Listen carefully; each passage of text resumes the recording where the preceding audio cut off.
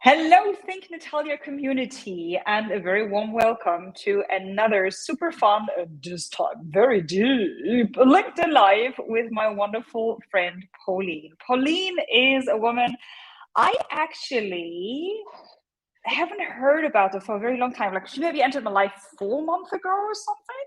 It was when the one and only legendary Ahmed Imam started commenting under your posts, and I saw the comments like, "Who's that woman? Love that energy." And then I started reading your content. I really connected, and then you came to the UAE, and I had the pleasure of meeting you in person. And then when we talked, I thought, the world needs to know about her because you are just incredible. But before I continue talking, Pauline, thank you so much for being here today. Hey, Doc, thank you so much for having me. This is so much fun.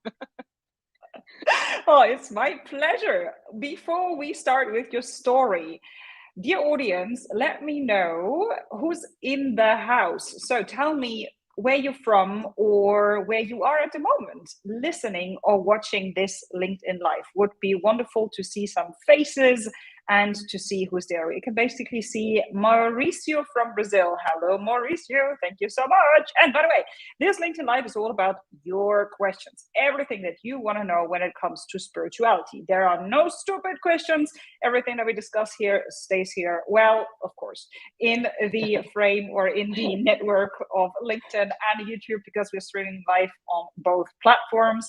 And I want to throw the ball over again to Pauline. Pauline, what's your story? Because you have a pretty impressive one. Would you mind sharing it with us?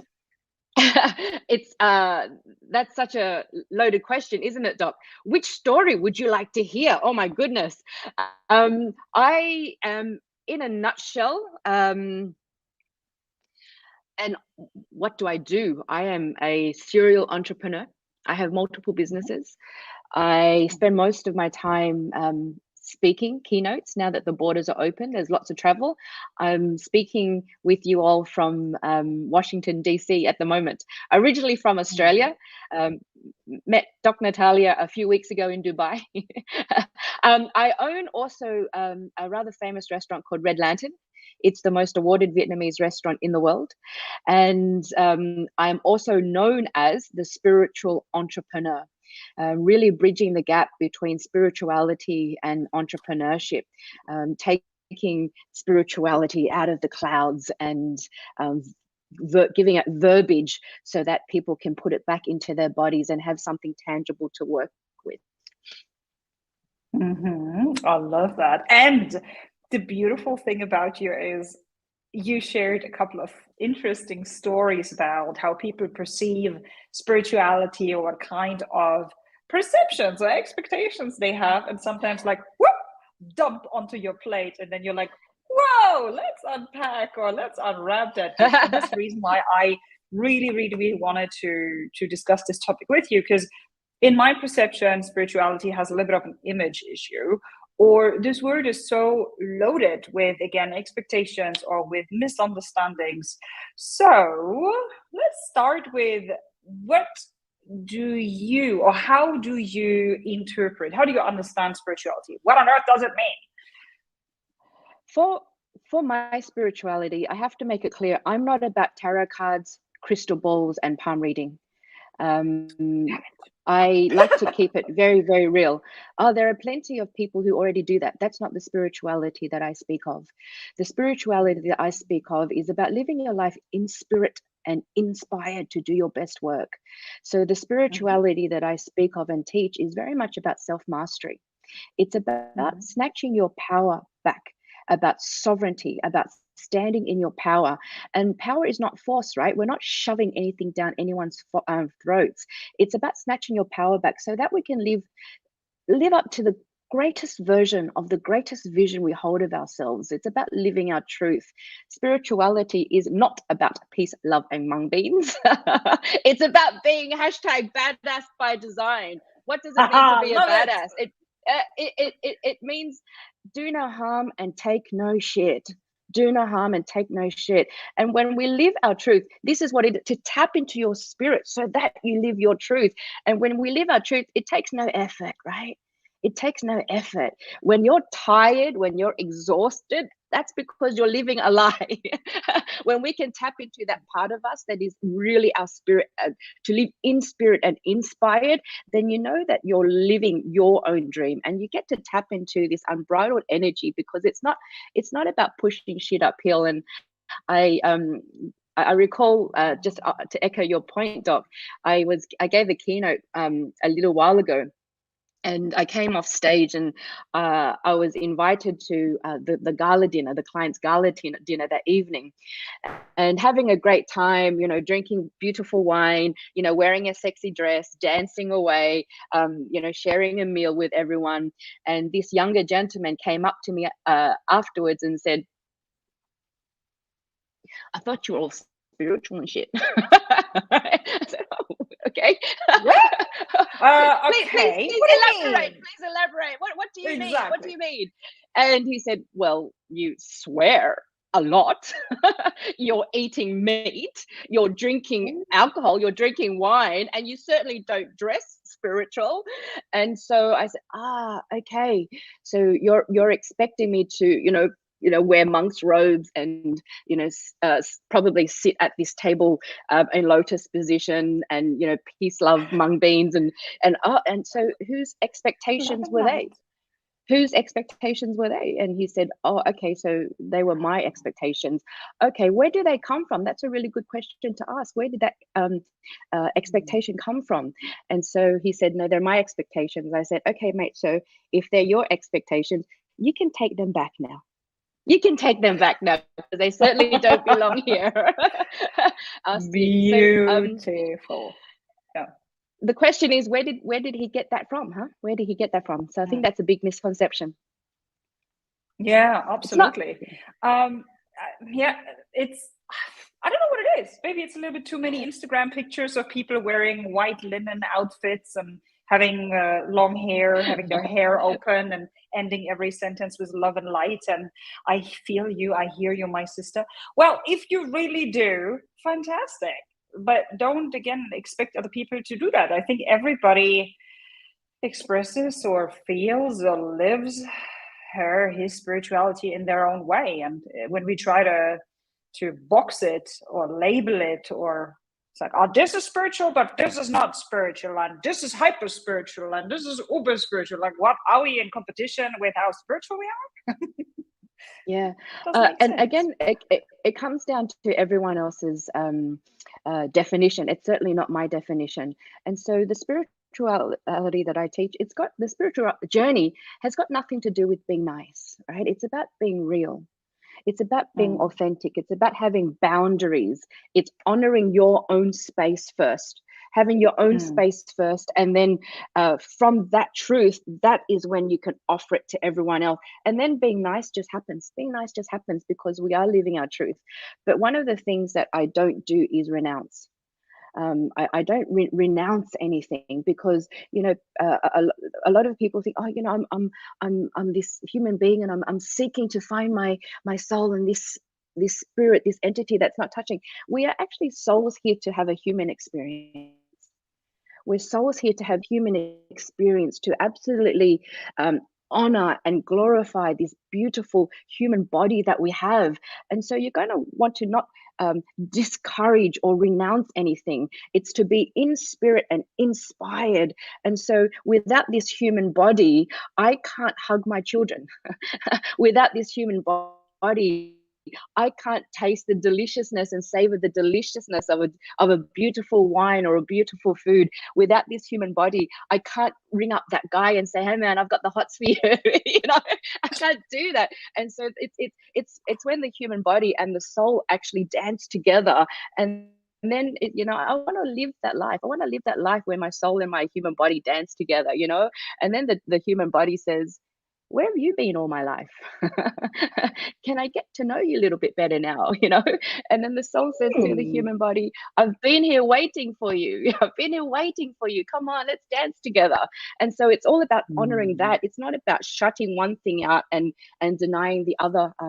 We just don't want to renounce. And it's in that moment where we make those decisions, and then really understand what life is really all about, the deliciousness of it all. What do I need to do to feel the way I want to feel, to remain in spirit and inspired? And the moment we make that decision, that's when we're going to rewrite the chemistry of our body. And life changes. Absolutely. Yeah. We go from struggle to ease.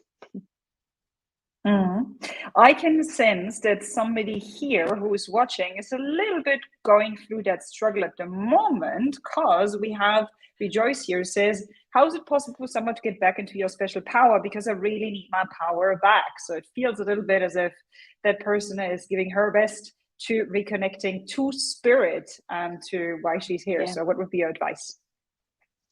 And so we can't do it alone until we can do it alone. And so I have one of the things that I really want to stress is that spirituality is very much about physics that has yet to be explained. It's physics that has yet to be explained. It has nothing to do with religion, okay? And so, sure, there are spiritual practices that particular religions practice, such as meditation, chanting, body work, breath work, prayer, but there's also physics that has yet to be explained. And so I teach the steps to how to snatch your power back. And it's not a pain-free experience, because in order to take back your power, you're going to have to walk down that very long hall of mirrors to say, how did I get here in the first place? And then when we can take absolute ownership of it, that's when the power starts to go, oh, here I am now. And there are particular steps in order to do that. So I work with not only the semantic, being all the theories and all the human behavioral stuff that I've learned, but also with the somatic. So it needs to be of the body. You need to be able to access particular breath work, have breath strategies, and then of course the somatic, the spiritual work, the shamanic work. And then when you combine all those three things, the healing happens very, very quickly. Thank you so much. You can't do it yourself until you can do it yourself. Yeah, we just had, who was it? I think it was Diana who said she absolutely loves that. Thank you so much for tuning in. And we also have Mrs. Andrea who's here, and Yatta, I can see you. We have Adamo, we have Eric, and I think that's everybody I can see. Again, if you have any questions, make sure you punch or type them in right now.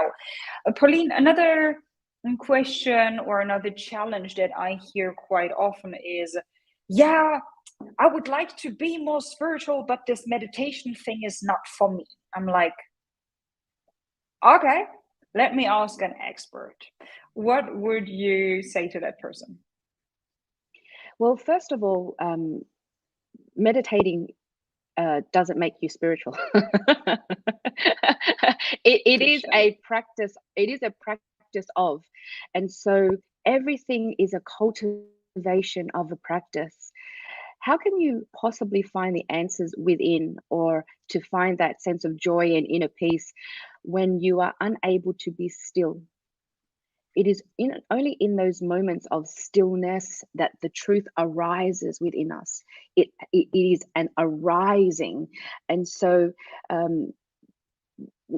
most people are unable to meditate because they've done it once or a few times. And so the monkey mind says, this is not for me. Well, either is long distance swimming until you practice it, and then you can reap the rewards of it. And so everything is a cultivation of a practice. And if history, if teachers, if science has anything to teach us, it is when we are able to be still, we can make ourselves more alkaline, less acidic. We're less prone to getting hijacked by our own emotions and our own reactions. And so continue the practice. But I also have teachings whereby you don't need to have done it for 15 years. There are hacks that you can do as well. Again, it's all about the somatic work, hey, to practice the body, to give the body a chance to get used to it. Yep. People are loving your answers. I can read all of the comments. They're like, oh my God, I love this so much. This is so cool. And also maybe important for everybody who is on the path of starting meditation. Meditation, the way how I understand it, doesn't mean that you have to sit cross-legged on this, I don't know, yoga pillow and then just listen to nothing. I mean, there's guided meditation, there's walking meditation, there's sitting meditation, there's lying meditation. Some people say that surfing has a meditative state. Some people say that singing has a meditative state. Yeah. What is your take on that?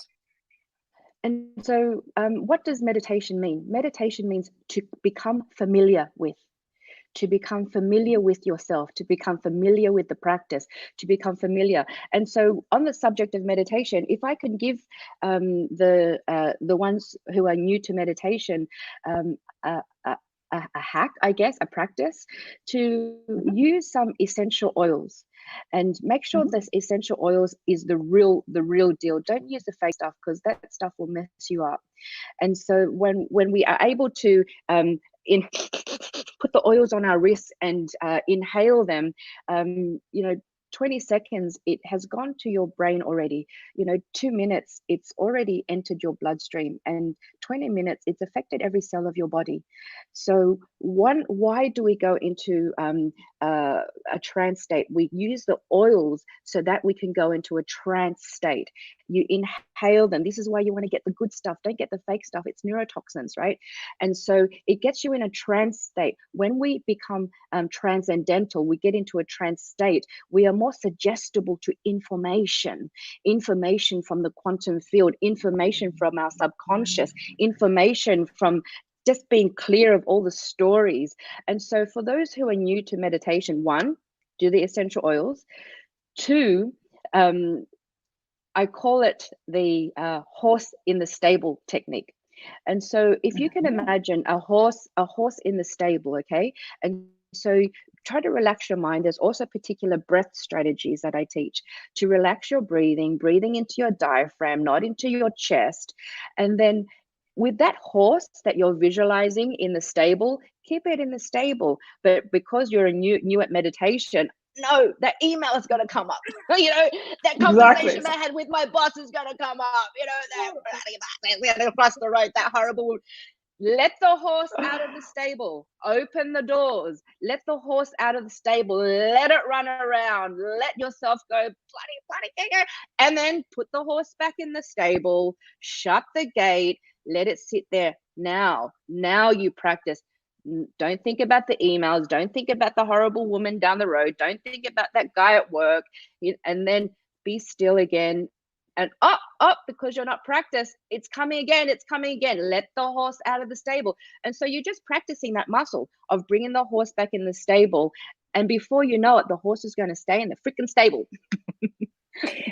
Yes, and do understand that maybe if I want to stay in your metaphor, because of the nature of a horse, and most probably it was a racehorse before that, it likes to run. So don't judge the horse. Bring it back without judging it, and with enough love and patience, it's going to stay there.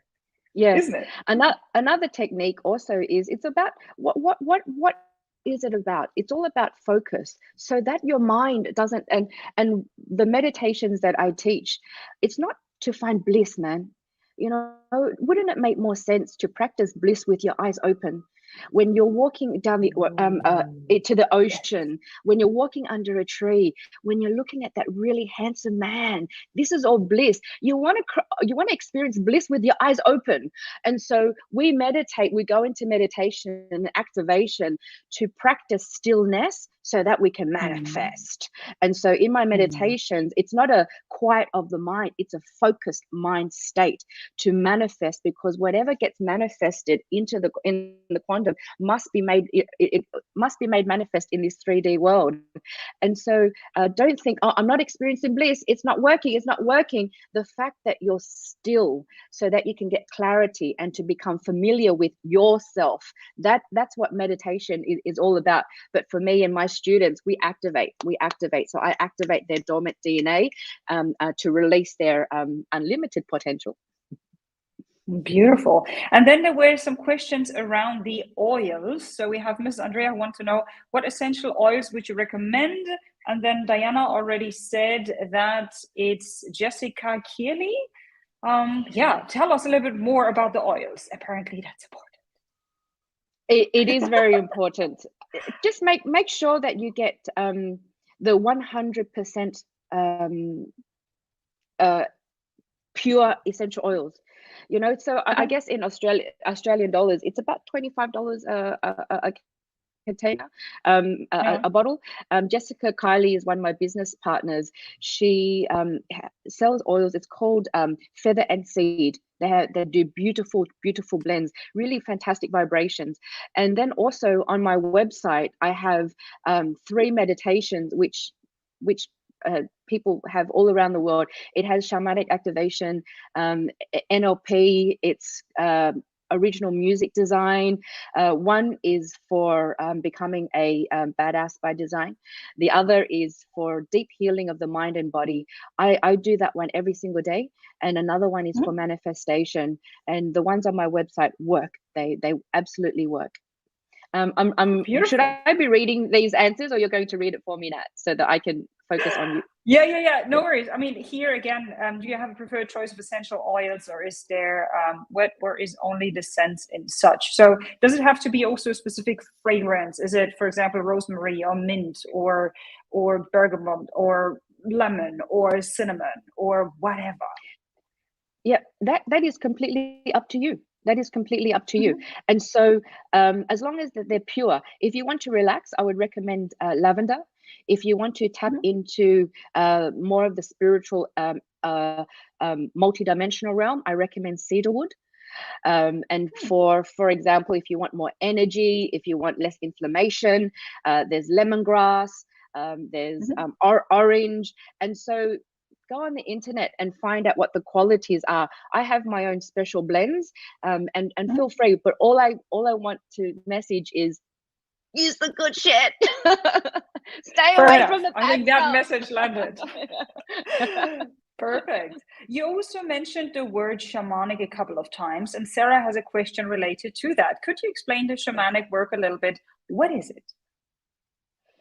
So for myself, shamanism is a way of life. Everyone has a very different definition of shamanism, and I don't like to have it as being too reverent, because I believe that everyone has a shaman inside of them. If you love nature, if you have love access to nature's medicine, if you love sound and vibration and healing, you have a shaman inside of you.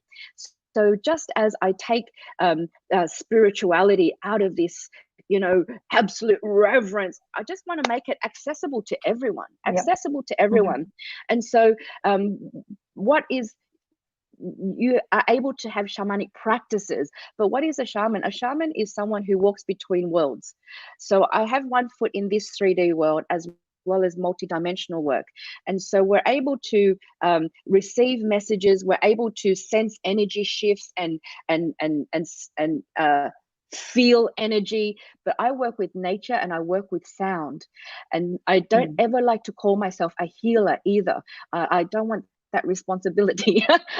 But I have assisted many to heal themselves. We all have the ability to heal ourselves. So this is what the spirituality that I teach is: take your power back. Can I teach you how to heal yourself? Can I assist you to heal your terrain?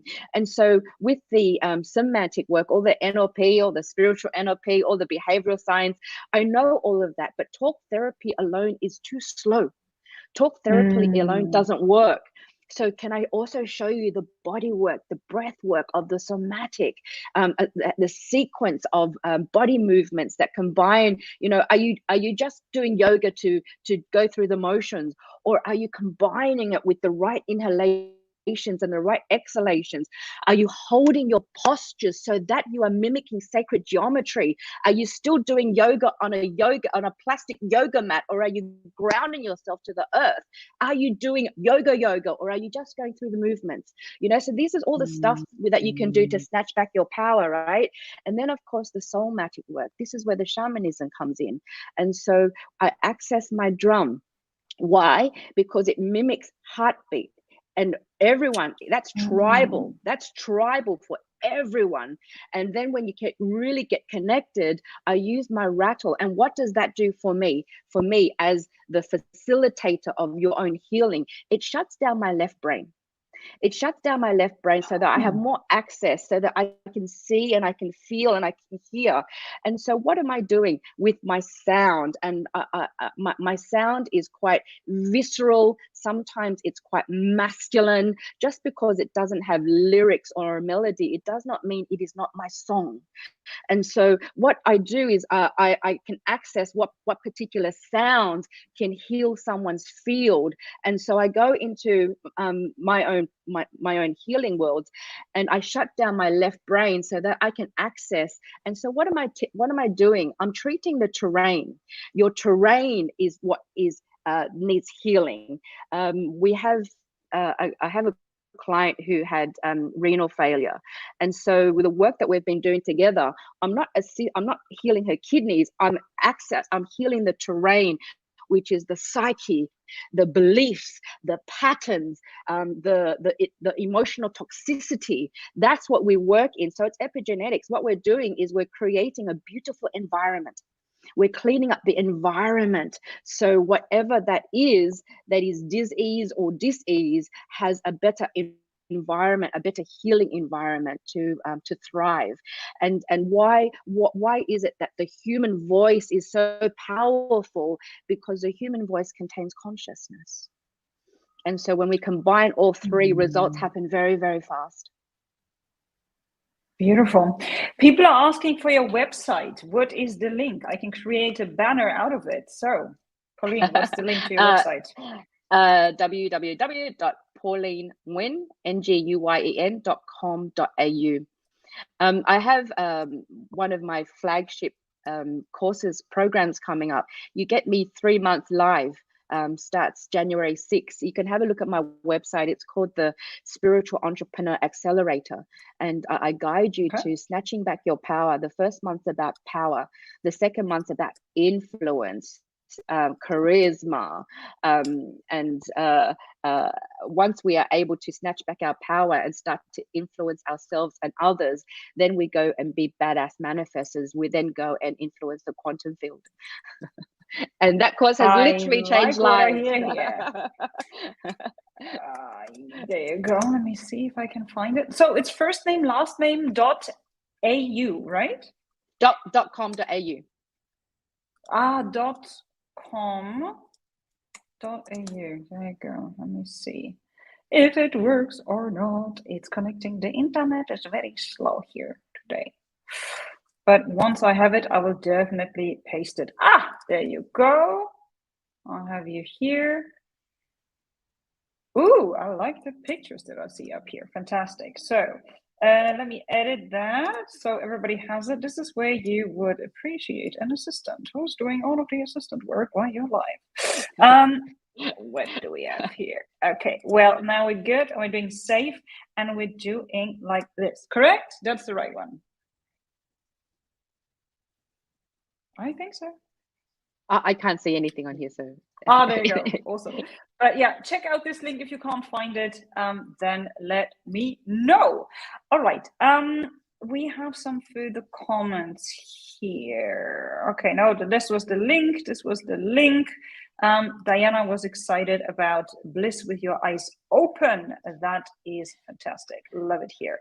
Yes, the course will change your life. I can see you have a little bit of a a fan, of a supporter here. Is Diana a friend, She's a client, both? Diane is has been an incredible support. She's been to a few of my roundtables and has done my accelerator course, and she's also now part of my Evolve group, which is the continuity program that I have. Love it. Amazing. Well, if you're here or when you will be here, not an if, or when you will be here in the UAE in the very near future, I'm sending it out. I can't wait to also, take part in one of your circles or manifestations, or however we will then call that retreat. What also might be interesting is, or I'm wondering, when you work with people, what is a typical, what would it be, misbelief or energy block around the work that they do with you? So they signed up, they're like, yep, I'm going to do this, but then once they committed, there's this not sure if that's going to work, or actually there's resistance, or I'm not sure if this is the right thing for me. What is the story, the fear, the first thoughts that regularly creep up that try to get people away from what they've actually decided to do?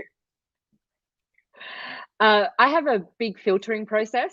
Okay. The filtering process is don't work with me unless you're ready. Fair enough. Love it. And I have a reputation for that. And so one thing I will always say right at the very beginning, and something that I consistently impress upon people, is that if you don't do the work, you don't get the pay. Full stop. If you do the work, you get the pay. And if you don't do the work, you don't get the pay. That's on you. That is not on me. And so I can teach you, and I can hold your hand and guide you, but I can't feel joy for you. I can't go out and watch the sunrise for you. I can't walk down the long hall of mirrors for you. And so part of snatching your power back is taking absolute personal responsibility for your own experience. And so before anyone works with me, I hear out first if there's still victim dialogue. I'm not a therapist. If they're still talking about victimhood, then perhaps I would recommend a therapist. I work with people who are ready to step up and empower themselves to take absolute responsibility, rather than playing the blame game, the shame game, the low aim game. I'm not interested in working with those people. And so I'm very happy to say that right from the start. But I can guarantee you it's going to be a fun ride. And so when you say, Doc, people are committed, it's like, if you're really committed, the work is beautiful work. It's absolutely beautiful, beautiful work, but personal responsibility comes first. And you can't outsource personal responsibility. That's a thing that unfortunately you can't delegate. It's part of maturing, or being a human, or growing up, or taking ownership of your life. And nature's medicine, man, access nature's medicine every single day. I can give you so much science behind why we would do this. And then people get lazy. They don't want to go out into nature. They go back to the same patterns. They don't watch the sunrise. They don't jump in the ocean. They don't go barefoot on the grass. They don't do these things. They don't keep up the breath work. They don't do the meditations, and then they go back to the same patterns. You can't do it yourself until you can do it yourself. And so that's what I mean by, if you don't do the work, you don't get the pay. Absolutely. But do you think it's really laziness that people don't do that? Or is it based on not loving yourself enough, or not worshipping yourself enough? Or like, why is it that, I know I should go for a walk, I should go to the beach, or I should meditate, and actually I decided for that, but then there are 50,000 trillion things and I don't make it a priority? What is the reason? Of course, I assume that it's different reasons for different people, but what do you think are the major reasons? Well, if you had, let's say, 100 people in front of you, what are the top 3 reasons why people don't connect or reconnect? Excuses. Perhaps. They're patterns, and people wonder why they attract the things or their life is the way they are. It's because of their patterns. Why am I not magnetic? Why do I not magnetize? Why do I repel? It's because of your patterns, the patterns of your thoughts, the patterns of your actions, the patterns of your words. And so it's being able to break those patterns. A lot of the time it's procrastination. Procrastination is the greatest form of self-sabotage. Procrastination says, I am worthy of this tomorrow, not worthy of this today. And then they wonder why they don't experience joy. It's like, have you ever just watched the sun rise, literally watch it rise over the horizon? If that's not freaking joy, I don't know what is. Have you actually spent some time just watching being so privileged to watch your children grow? And that's what joy is. It's not this false excitement. And so I can't feel joy for you. Joy is not going to come knocking at your door. You actually have to do the work to experience. And it's excuses, it's patterns. I have no doubt that a lot of it is laziness. I mean, if you would rather sleep in rather than going out and then I'm going to sleep in and then roll out of bed and then go to work and do the same patterns, well, there you go. Are you going to break the patterns? Are you going to walk down and take personal responsibility, walk down that long hall of mirrors and say, is that why I do the things I do? Okay, I got it. All right, got it. And there's just this beautiful arising comes up with grace and giving yourself some grace. But first you got to break the patterns. And then sometimes you need guidance and accountability, someone to hold you to account. I mean, I always see other coaches, mentors, people, friends, whatever you call them, just a person who holds you accountable to your own as an accelerator. In the past, I thought, I'm so weak or I'm so blank, judging myself for not being able to fix it on my own. By now, I'm like, you know what? If I realize that I don't implement it on my own within a week, I have a look at who's the best out there. Do you have time? Here, my money, help me. I can't do it on my own. I could, but laziness kicks in. It will take forever. I have 6 months. Is that realistic? Cool, 6 months. Let's do it. That's just how it works for me. And exactly. And that's being smart so that you don't have to do it alone. But also a lot of the shamanic work that I do, understanding that all of us, I mean, science really only can identify 5% of our DNA, right? The other 95%, they call it junk DNA. That is specific coding. And so in my activations through the semantic, the somatic, and the soulmatic work, what I'm doing is I'm activating through sound, activating through energy, activating through intention, activating your dormant DNA, that coding that has yet to be released. And we work with the subconscious layer by layer. And that is also what I mean by you can't do that alone until you can do that alone. And so those who are with me on Accelerator, I'm activating you shamanic style. And then also with the Evolve group, it's weekly activations, and these guys become very, very magnetic. Life goes from struggle to ease. We start attracting people in our orbit to help us to get to where we want to go faster. It's full of synchronicities and signs and bending reality, and life gets fun. That's a whole other conversation. I just want to say, so everything that you just mentioned over the last 10 seconds, is that what being a magnetic means for you? That is being a result becoming a magnet? Mm-hmm. Yeah, that is also a result of the spirituality that I teach. When we're talking about physics that has yet to be explained, if we are all frequency and vibration, how do we do that so that this body, this human, this instrument of consciousness that is now dancing with our soul in harmony, because we're not renouncing anything, we're living in high vibration of joy and sexiness and cheekiness and energetics. that even in this 3 world is attractive, right? Let alone the electromagnetic signature that we are creating through particular breath work that I teach. And so you might want to have a look at what you are repelling and what you are magnetizing, because when we become magnetic, life is easier. It's easier. It's not, it becomes effortless, not without effort, but it takes less effort, because we still have to Goya, get off your ass and make things happen, you know. So it's not about sitting in meditation going no, you actually have to take physical, otherwise how are we going to live to our fullest potential? How are we going to live up to our fullest potential? And so we're here on this earth to do 3 things: to evolve. A lot of the work that I do allows you to evolve to the next stage of your development. And then we're meant to push humanity forward. What are you doing to push your humanity forward? And the third is to do it with joy. And that's the joy part that people miss out on.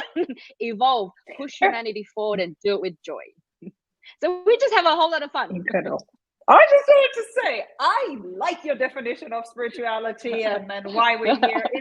It's so more liberating and so much more fun than what some self-proclaimed gurus or spiritual whatever, not people, let them be, their thing.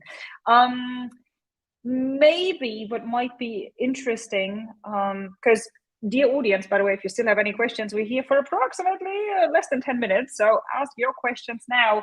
But maybe let's go a step back, because you mentioned subconsciousness once or twice. What on earth is the subconsciousness? For everybody's like, oh, I've heard about that so many times, but subconsciousness, what is that? And so to access, so right now, the subconscious contains all our programming, all our history. So let me give you an example. I'm also wanting to apologize for the lighting. I'm quite conscious that I'm disappearing because I'm in Washington, DC, and the sun is rising behind me. So I do apologize, everyone, if I'm getting darker on the screen. So if we can really understand how to speak to the subconscious, it contains so much of our power and so much of our history. And so me sitting here right now, I'm in beta brainwave phase, right? And as are you all. Where this is our conscious. We are absolutely conscious. And it's only when we can get into the meditative state, when we can get into the alpha brainwave state, the theta state, and then we go into deep delta. But then it's the alpha state that we calm the mind down. Then we can start to speak to our subconscious, start to reprogram some of our conditioning. And this is what I do in my activations with the semantic work, as I'm doing the somatic and the somatic work with you. And so for example, I was whatever I'm reading, whatever I'm ingesting, whatever I'm looking at, that's all locked into your subconscious. It's almost like a filing cabinet that's got a key. And so it's only when you can get into those alpha theta states that you can have the key to unlock it and have a look at what's in your filing cabinet. And so I love being on stage and then giving Q&A.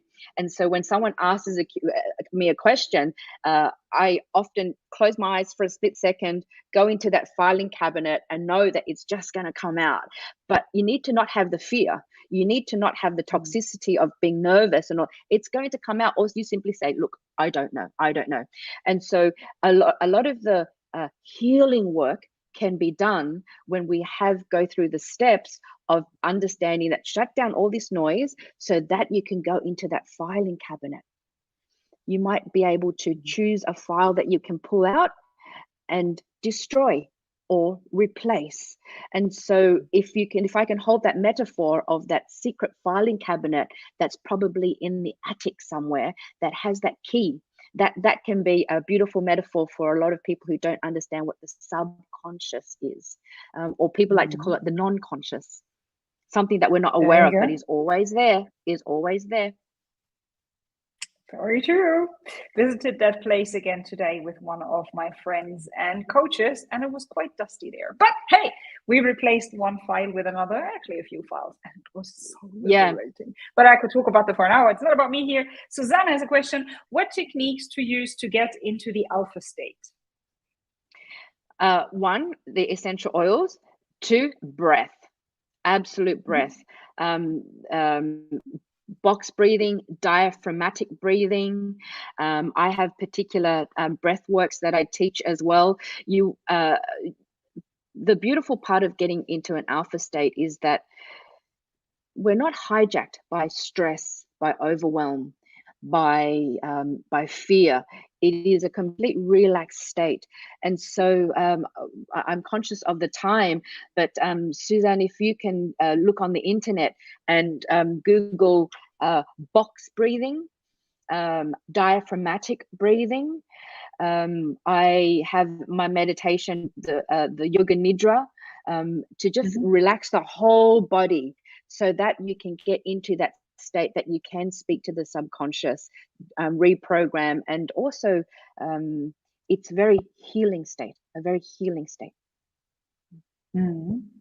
Wonderful. I can't see any further questions in here. So, Pauline, when people say, oh, I really like what I've learned here, I want to know more. What is the next logical step? How do they connect with you? Can they buy something from you? Can they work with you? What's the next step? I can't recommend enough. And there are a gazillion testimonials on the Spiritual Entrepreneur Accelerator program. It's on my website. It's a whole lot of fun. We're with people all around the world, and you have me live for 3 months, once a week for 3 months. And I don't offer myself live very often in this capacity because of speaking gigs and retreats and whatnot. I can only offer this program once a year now. I used to do it 4 times a year, especially during COVID. Or you can read my book, The Way of the Spiritual Entrepreneur, The 7 Secrets to Becoming, that one, Fearless, Stress-Free and Unshakable in Business and in Life. It won Best Entrepreneurship and Small Business Book Award. Or my meditations, they work. They're very, very healing. And those are the 3 things that I would recommend. And it's called the Spiritual Entrepreneur Accelerator for a reason, because why go slow when you can go fast? I fully agree. Wonderful. Yeah, your book is on my to-read list. It's actually the next book once I finish the one that I'm currently reading. Super excited about it. We'll definitely let you know and also write about it on my channels to, inspire more people to do the work. And as you said, it once you're ready, let's see what the universe or your best self has there for you. Absolutely. Yes, it's all about self-mastery, self-discovery, self-leadership, self-influence. And so we work on ourselves first so that we are in a better position to assist others. What does it mean to live in the present moment, says Seal? There you go. It's a cultivation of a practice. How can I say, perhaps I can tell you the absolute benefit of living in the present moment. It's to understand that anxiety cannot exist in the present moment. Stress does not exist in the present moment. This moment right here, I'm speaking to Dr. Natalia. I'm not thinking about what I'm going to do tomorrow. I'm not thinking about what I did yesterday. Being absolutely present in this moment here. There's joy, there's beauty, there's bliss in this moment. And that's the absolute benefit of being absolutely present. It is devoid of stress and anxiety, and nothing but appreciation and gratitude. Beautifully said. So what helped me tremendously when I started 7 years ago is I realized when I sit down and I try to be in the present moment, my mind does exactly what Pauline described earlier with the horse. So it either races towards the future or it goes back towards something that was in the past, which means I am continuously pulled backwards and forwards and I get seasick from that. When it's towards the future, it used to be anxiety. When it was towards the past, it was guilt, shame, regret, and whatever. And once I let go, I became aware of that. I'm like, oh, that's interesting. Is it that Yeah. you will be able to sit down for 10 hours and just think of nothing and be fully connected? Not sure if that's the right question to ask, or like this is really clinging to something up there one day. But every day, if you give yourself the opportunity to go for a walk, to connect to nature, to watch the sunrise, to smell the flowers, to everybody's running, but you see this beautiful tree with so many birds in it, and you just observe the birds. This is meditation. This is now. Yeah. This is really connecting. And the more you do that, the better you'll feel. And the less you have this monkey mind crazy game of whoop, whoop, whoop, whoop, whoop. No wonder we get seasick, aka diseased. Right? Yeah. If you want to be more intelligent, it full stop. We get to be more intelligent because stress, anxiety, overwhelm steals you, robs you of your intelligence. So if you want to be smarter, if you want to tap into all the other parts of your brain capacity that doesn't get worked out, as well as your body capacity, if you want to live longer, if you want to live a more peaceful life, if you want to be able to magnetize and attract other people, some spiritual practices might be very beneficial. And then the really very last question. Sion, last question. What is it that prevents people from living to their full potential? Ooh, I like it. Themselves. Themselves. When you decide, never underestimate the power of a decision. When you decide, when you draw a line in the sand and say, enough, I don't want to be this anymore. I don't want to feel this anymore. And when you say enough and you get some really good teachers, hang out with some, change your posse, change your energy, you will change your life. When you say enough, and then you rewrite that pattern, you start to change your biochemistry. What happens is you start to let go of the addiction to the emotions of the past, right? And it's the addiction to the emotions of the past. You start to let go of the stories you've told yourself about yourself and believe. And also you start to let go of the addiction to your limitations, because the addictions that you have to your limitations is what's keeping you stuck.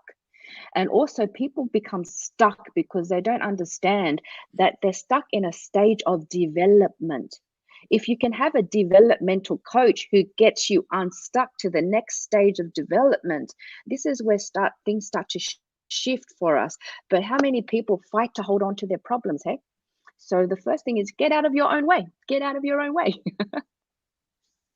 Absolutely. Alrighty. Once again, thank you so much for your time, for these incredible insights, for the philosophical debate that we had here, for the pragmatic advice, for the hacks, for the path or the door that you've opened for people who are ready to take the next step, for the reality check or slap in the face a few times. I think that's what a few of us definitely needed. So yeah, people now know where to find you, what the next steps are. If this LinkedIn Live was valuable, this is a complicated word, valuable, to you, then share it, repost it, tag a friend, send it to a family member. Once again, I mean, Pauline is a woman who is highly in demand. She gifted us with more than 50 minutes of her time. So spread the word, don't be shy, and don't be stingy with this knowledge. Sounds good? Well, then once again, thank you again, Pauline, and for everybody who was here today. Thank you, Doc. Thank you, everyone, for your questions. The joy and the pleasure was absolutely mine. Have a beautiful day. Wonderful. Have a beautiful night. Thank you.